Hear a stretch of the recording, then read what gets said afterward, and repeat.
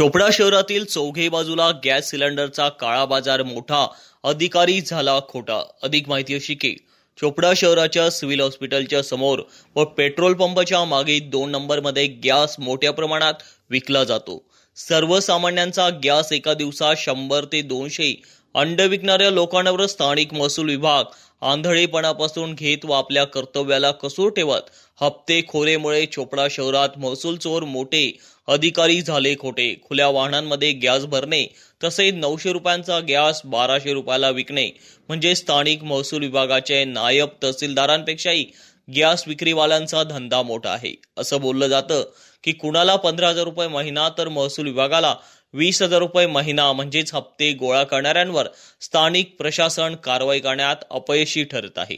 म्हणून यावर उपविभागीय पोलीस अधिकारी व प्रांत कार्यालयामार्फत सखोल चौकशी करावी व हप्ते गोळा करणाऱ्या नालायकांविरुद्ध गुन्हा दाखल करून त्यांना अटक करावी व गरिबांचा महसूल चोरणाऱ्यांवर कठोर कारवाई करावी, अशी मागणी चोपडाकर जनता करीत आहे।